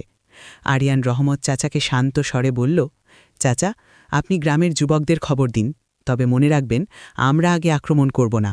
আমরা কেবল আল্লাহর ঘর আর আমাদের সম্মান রক্ষা করব। কিছুক্ষণের মধ্যেই প্রায় ২০-২৫ জন সশস্ত্র লোক সাইটে হানা দিল। তাদের হাতে পেট্রোল বোমা। তাদের লক্ষ্য মসজিদের প্রধান ফটক আর পাশেই থাকা আরিয়ানের অস্থায়ী ঘরটি, যেখানে ইলমা আর তার মা অবস্থান করছেন। আরিয়ানের রক্ত টগবগিয়ে উঠল। সে সামনে এসে দাঁড়াল। তার হাতে কোনো আধুনিক অস্ত্র নেই, কেবল একটি লোহার রড। সে গম্ভীর স্বরে গর্জে উঠল, থামুন। যারা আল্লাহর ঘরে আগুন দিতে আসে, তারা জানে না এই আগুন তাদের নিজেদেরই পুড়িয়ে ছাই করে দেবে। গুন্ডাদের নেতা অট্টহাসি দিল, তোর হিরোগিরি আজ এই আগুনেই শেষ হবে আরিয়ান। সে পেট্রোল বোমাটি ছুটতে যাবে, ঠিক সেই মুহূর্তে আরিয়ান ক্ষিপ্র গতিতে এগিয়ে গিয়ে তার কবজি চেপে ধরল। শুরু হলো এক অসম লড়াই। একাকী আরিয়ান আর তার সাথে গ্রামের কয়েকজন সাধারণ মানুষ মনাম একদল হিংস্র ভাড়াটে খুনি। রক্তের ছিটে পড়ল আরিয়ানের সাদা পাঞ্জাবিতে, কিন্তু তার কোনো ভ্রুক্ষেপ নেই। সে যেন একাই এক দেওয়াল হয়ে দাঁড়িয়ে রইল। ইলমা জানালার ওপাশে দাঁড়িয়ে কাঁপছিল না। সে জায়নামাজে বসে আল্লাহর কাছে সাহায্য চাইছিল। মুমিনের অস্ত্র হল দোয়া, আর মুজাহিদের শক্তি হল তার ঈমান। লড়াই যখন তুঙ্গে, তখন হঠাৎ সাইরেনের শব্দ শোনা গেল। আরিয়ানের ভাই আরমান সাহেব শহরের প্রশাসনের ওপর মহলে যোগাযোগ করে পুলিশ ফোর্স পাঠিয়ে দিয়েছেন। পুলিশ পৌঁছানোর আগেই গ্রামবাসী মিলে অপরাধীদের জাপটে ধরল। মোবারক চৌধুরীর পরিকল্পনা ব্যর্থ হল। আরিয়ান হাঁপাচ্ছিল, তার কপাল বেয়ে রক্ত গড়িয়ে পড়ছে। ইলমা ঘর থেকে বেরিয়ে এলো। তার চোখে পানি, কিন্তু সেই পানিতে ছিল বিজয়ের তৃপ্তি। সে তার ওড়নার এক কোণা ছিঁড়ে আরিয়ানের ক্ষতস্থানটি বেঁধে দিল। আরিয়ান ম্লান হেসে বলল, ইলমা সাহেব, আমি বলেছিলাম না, সত্যকে পুড়িয়ে দেওয়ার মতো আগুন তারা এখনও বানাতে পারেনি। ইলমা নিচু স্বরে বলল, আরিয়ান সাহেব, আজ আপনি কেবল একটি মসজিদ রক্ষা করেননি, আপনি এই জনপদের মানুষের আত্মবিশ্বাস রক্ষা করেছেন। আপনিই আসলেও বীর। পরদিন সকাল, জুমার আজান হচ্ছে। গ্রামের হাজার হাজার মানুষ নতুন মসজিদে জড়ো হয়েছে। আরিয়ান এবং ইলমার নিকাহ সম্পন্ন হল মসজিদের পবিত্র আঙিনায়। কোনো ধুমধাম নেই, কোনো লোক দেখানো বিলাসিতা নেই, আছে কেবল আল্লাহর প্রতি কৃতজ্ঞতা। আরিয়ানের মা ইলমাকে বুকে জড়িয়ে নিলেন। আরমান সাহেব আরিয়ানের কাঁধে হাত রেখে বললেন, আরিয়ান, তুই ঠিকই বলেছিলি, মানুষের গড়া রাজত্ব ক্ষণস্থায়ী, কিন্তু আল্লাহর সন্তুষ্টির জন্য গড়া ইমারত অমর। আমি ঢাকায় ফিরে যাচ্ছি, কিন্তু আমি তোকে আর জোর করব না। তুই তোর এই পুষ্পোদ্যান থেকেই পৃথিবীকে পথ দেখাবি। আরিয়ান আর ইলমা যখন মসজিদের সিঁড়িতে দাঁড়িয়ে নতুন দিগন্তের দিকে তাকালো, তখন তারা অনুভব করল তাদের জীবনের যে ফাগুন আজ এসেছে তা কোনো ঋতুর পরিবর্তন নয়। এ হল সেই প্রশান্তি যা কেবল ত্যাগের আগুনেই জন্ম নেয়। মসজিদ উদ্বোধনের সেই অগ্নিঝরা রাতের পর কেটে গেছে পূর্ণ 10টি বছর। সময়ের প্রবাহে কত কিছু বদলে গেছে, কিন্তু গ্রামের সেই নূরের মিনার আজ এক মহিরুহ। ঢাকার সেই এক সময়ের দাপুটে স্থপতি আরিয়ান চৌধুরী এখন এক সাদা দাড়িওয়ালা শান্ত সিংহ। তার চেহারায় এখন আর কর্পোরেট দুনিয়ার সেই অস্থিরতা নেই, আছে এক গভীর আধ্যাত্মিক প্রশান্তি, যা কেবল ত্যাগের আগুনেই অর্জিত হয়। কমপ্লেক্সটি এখন আর কেবল একটি মসজিদ নয়, এটি একটি আধুনিক স্থাপত্যের বিশ্ববিদ্যালয়, একটি লাইব্রেরি এবং একটি দাতব্য চিকিৎসালয়। এখানকার প্রতিটি ইটের গাঁথনিতে আরিয়ানের সেই স্বপ্ন মিশে আছে, যেখানে আধুনিকতা তার মাথা নত করে থাকে সিজদাহর পবিত্রতায়। সেদিন বিকেলে কমপ্লেক্সের বিশাল অডিটোরিয়ামে জড়ো হয়েছে সারা দেশ থেকে আসা শত শত তরুণ স্থপতি ও প্রকৌশলী। তারা এসেছে এক জীবন্ত কিংবদন্তিকে দেখতে। আরিয়ান যখন মঞ্চে ধীর পায়ে এগিয়ে এলো, পুরো হলরুম পিনপতন নিস্তব্ধ হয়ে গেল। তার পাশে বসা ইলমা, যার চেহারায় বয়সের ছাপ পড়লেও চোখের সেই প্রখর জ্যোতি এতটুকুও কমেনি। ইলমা এখনও আরিয়ানের প্রতিটি নকশার রুহ বা আত্মা খুঁজে বের করার কারিগর। আরিয়ান মাইকের সামনে দাঁড়িয়ে কিছুক্ষণ নীরব থাকল। তার দৃষ্টি যেন বর্তমান ছাড়িয়ে সেই অতীতে চলে গেছে, যেখানে সে জেলের অন্ধকারে ধুঁকছিল। সে গম্ভীর স্বরে শুরু করল, তরুণ বন্ধুরা, আপনারা আজ এখানে এসেছেন স্থাপত্য শিখতে, কিন্তু মনে রাখবেন, পাথর আর বালুর স্তূপ কোনো দিন অমর হতে পারে না যদি না তাতে হৃদয়ের রক্ত মেশানো হয়। আমি যখন ঢাকার বিলাসবহুল অফিস ছেড়ে এই ধুলোবালির পথে পা বাড়িয়েছিলাম, সবাই ভেবেছিল আমি শেষ হয়ে গেছি, কিন্তু সেই আগুনেই আমি আমার আসল ফাগুনকে খুঁজে পেয়েছি। দালান কোঠা নয়, আগে নিজের অন্তরের ঘরটি গড়ুন, যে ঘরটি কেয়ামতের দিনও ধসে পড়বে না। অডিটোরিয়ামের নিস্তব্ধতা যেন এক ইবাদতের রূপ নিল। আরিয়ানের প্রতিটি শব্দ তীরের মতো বিঁধছিল উপস্থিত তরুণদের হৃদয়ে। সে বুঝিয়ে দিল, বীরত্ব মানে কেবল তলোয়ার চালানো নয়, বীরত্ব মানে হল প্রতিকূল স্রোতে নিজের আকিদাহ আর আদর্শকে বুক দিয়ে আগলে রাখা। কিন্তু এই সফলতার আড়ালে ষড়যন্ত্রের অবশিষ্টাংশ তখনও ধিক ধিক করে জ্বলছিল। শহরিয়ারের এক বিশ্বস্ত অনুসারী, যে গত 10 বছর ধরে বিদেশে পালিয়েছিল, সে সম্প্রতি দেশে ফিরেছে। সে বিশ্বাস করত শহরিয়ারের পতনের একমাত্র কারণ আরিয়ান। সে রাতের আধারে এই কমপ্লেক্সের প্রধান লাইব্রেরিতে আগুন দেওয়ার পরিকল্পনা করল। সেই লাইব্রেরিতে ছিল 1000 বছরের পুরনো দুর্লভ সব পাণ্ডুলিপি। রাত তখন গভীর। আরিয়ান লাইব্রেরির এক কোণে বসে একটি নতুন প্রকল্পের কাজ করছিল। হঠাৎ তার নাকে এলো পোড়া গন্ধ। সে দেখল নিচতলায় লেলিহান শিখা উপরে উঠে আসছে। আরিয়ান ঘাবড়ে গেল না। সে জানত এই আগুন কেবল কাগজের পাণ্ডুলিপি পোড়াতে চায় না, এ পোড়াতে চায় একটি জাতির জ্ঞানকে। সে একাই নিচতলায় নেমে এলো। আগুনের উত্তাপ তার শরীরে লাগছিল, কিন্তু তার মনে ছিল ইব্রাহিম আলাইহিসসালামের সেই বিশ্বাসের শীতলতা। সে দেখতে পেল এক ছায়ামূর্তিকে, যে হাতে পেট্রোল বোমা নিয়ে লাইব্রেরির মূল হলের দিকে এগোচ্ছে। দাঁড়াও! আরিয়ানের কণ্ঠস্বর বজ্রের মতো সেই আগুনের গুড়গুড় শব্দকেও ছাপিয়ে গেল। এই আগুন তুমি নিয়ন্ত্রণ করতে পারবে না, এটি তোমাকে এবং তোমার অপরাধকে একসাথে গ্রাস করবে। আততায়ী চমকে ফিরে তাকাল। আরিয়ানের সেই শান্ত অথচ তেজস্বী চেহারা দেখে তার হাতের পেট্রোল বোমাটি পড়ে গেল। সে দেখল আরিয়ানের চোখে কোনো প্রতিশোধের নেশা নেই, আছে এক ধরনের করুণা। আরিয়ান তার কাছে গিয়ে শান্তভাবে বলল, শহরিয়ারও চেয়েছিল ধ্বংস করতে, সে নিজেই ধ্বংস হয়ে গেছে। তুমি কি চাও তার সেই করুণ পরিণতির অংশীদার হতে? আগুন দিয়ে স্রোত নেভানো যায় না। ঠিক তখনই গ্রামের মানুষ আর কমপ্লেক্সের রক্ষীরা সেখানে পৌঁছে গেল। আততায়ী পালাতে পারল না, কিন্তু আরিয়ান তাকে পুলিশের হাতে তুলে দেওয়ার আগে সবার সামনে বলল, একে মারধর করো না, একে দেখাও যে আমরা কেমন ইমারত গড়ি। একে এই লাইব্রেরিতেই কাজ করতে দাও, যাতে সে জানতে পারে সে আসলে কি পড়াতে চেয়েছিল। আরিয়ানের এই অকল্পনীয় ক্ষমা দেখে সেই যুবকটি কান্নায় ভেঙে পড়ল। এই ক্ষমার শক্তি ছিল সেই আগুনের চেয়েও 1000 গুণ শক্তিশালী।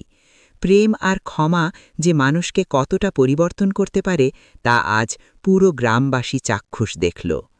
পরদিন সকালে ফজরের আজান যখন মিনারের চূড়া ছুঁয়ে আসমানে ভেসে যাচ্ছিল, আরিয়ান জায়নামাজে বসেছিল।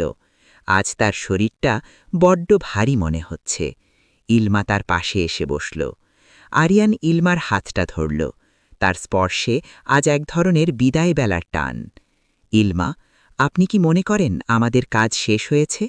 ইলমা ম্লান হাসল, তার চোখে জল টলমল করছে। আরিয়ান সাহেব, আপনি তো মশাল জিলে দিয়েছেন, এখন এই মশাল হাজারো তরুণের হাতে। আপনার কাজ কখনো শেষ হবে না, এটি প্রজন্ম থেকে প্রজন্মান্তরে প্রবাহিত হবে। আরিয়ান আকাশের দিকে তাকাল। ভোরের আলোয় সেই সাদা গম্বুজটি আজ অপার্থিব সুন্দর লাগছে। সে বিড়বিড় করে বলল, আগুনে পোড়া ফাগুন। আসলে ফাগুন আজ পূর্ণ হয়েছে, আমার আর কোনো অতৃপ্তি নেই। সেদিন সূর্য ওঠার পর দেখা গেল আরিয়ান তার জায়নামাজেই শেষ নিঃশ্বাস ত্যাগ করেছেন। তার মুখে লেগেছিল এক প্রশান্তির হাসি, যে হাসি কেবল সেই বীরদের মুখে দেখা যায় যারা তাদের রবের সাথে দেওয়া অঙ্গীকার পূর্ণ করেছেন। আরিয়ানের জানাজায় মানুষের ঢল নামল। ঢাকা থেকে তার ভাই আরমান সাহেব এসেছেন, আমেরিকা থেকে বড় বড় পণ্ডিতেরা এসেছেন, কিন্তু সবচেয়ে বড় ছিল সেই সাধারণ মানুষের ভিড়, যাদের জীবন আরিয়ান বদলে দিয়েছিল। তাকে সমাহিত করা হল সেই মসজিদের ছায়াতলে, যা সে নিজের রক্ত আর ঘাম দিয়ে গড়েছিল।